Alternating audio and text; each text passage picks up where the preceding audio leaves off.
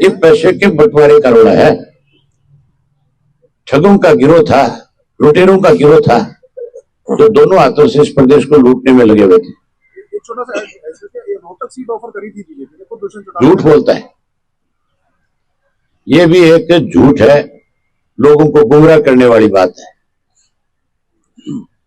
कोई भी राजनीतिक व्यक्ति अगर उसको ये एक ऑफर दी जाती है तुम रोहतक से लड़ लो जाकर के, वो तो 1 मिनट लगाता, वो तो छोड़ना ही नहीं चाहता। तो ये तो धक्के मार के निकाले गए हैं। पुरानी कहावत है, बोले हम तो डूबे सो डूबे सनम, तुम्हें भी ले डूबे, मनोहर लाल को भी ले डूबे। अरे इसलिए ले डूबे मनोहर लाल को, इस खट्टर साहब ने इनको संरक्षण दिया सबसे ज्यादा, इसलिए इनको जाना पड़ा। ये तो कल दुष्यंत अपने भाषण में भी कह रहा था ना, बोले मेरी माँ मुझे कह रही थी, बोले गा गई खुंटा भी लेगी है? तो इसका मतलब तो ये हो गया कि तू लुटेरा था, इसलिए ये भी तेरे साथ साथ ले, इसकी भी रात कट गई।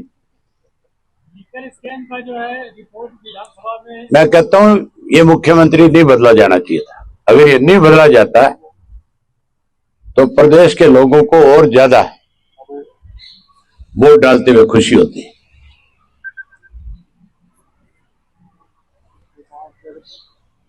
क्या कह रहे थे आप?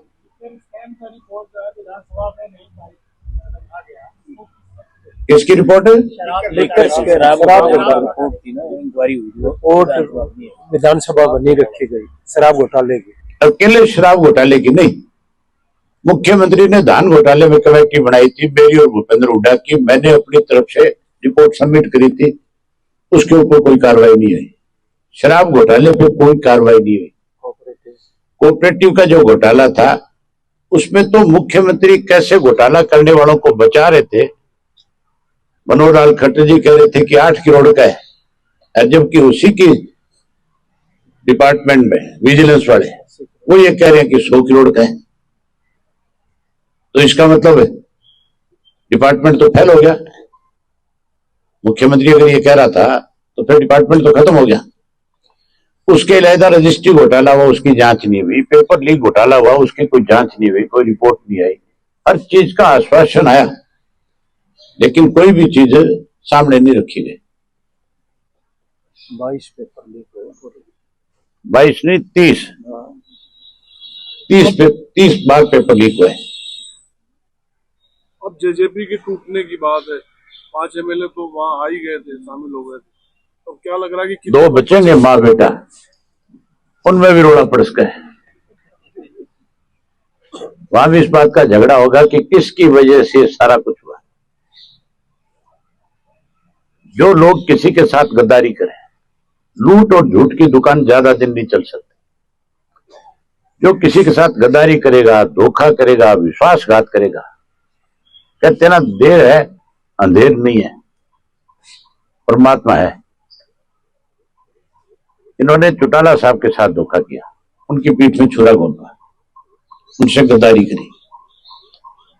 हरियाणा प्रदेश की जनता के बीच में ये जाकर के कह करके वोट लिया था कि हम मनोहर लाल खट्टर को सत्ता से बाहर करेंगे, बीजेपी को जमुना पार करेंगे। उनकी गोद में जाकर के बैठे। इन्होंने कहा कि चौधरी देवीलाल की नीतियों को आगे बढ़ाएंगे, उनकी नीतियों को गिरवी रख। उसी का नतीजा है कि आज इनको जहां सत्ता से बाहर होना पड़ा है, वही उसके साथ साथ सत्ता से बाहर मतलब कोई ये नहीं गठबंधन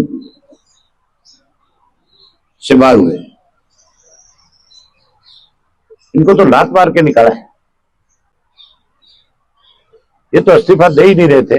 इनसे पहले इस्तीफे की कही गई थी कि तुम इस्तीफा दे दो।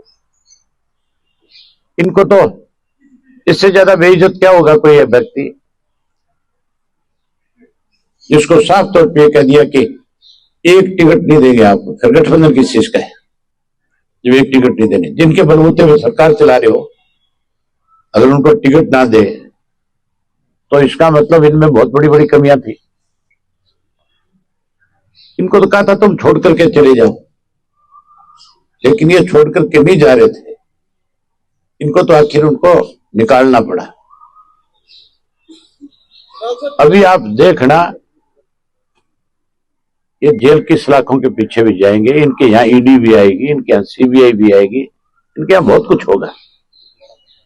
ये तभी बारी बारी कहते हैं, चौटाला साहब एक बारी कह दे तो हमें घर वापसी कर लें। ये हमें और लपेटना चाहते हैं साथ। बड़ी मुश्किल से पैंडा छूटे हैं। सर एक सवाल आपसे, वो वन नेशन वन इलेक्शन पे जिस तरह से रिपोर्ट सबमिट की गई है कि 2029 में एक ही चुनाव होगा, चाहे लोकसभा हो चाहे स्टेट के चुनाव हो, किस तरह से देखते हैं इसको? ये केवल लोगों में भ्रम पैदा करने वाली बात है।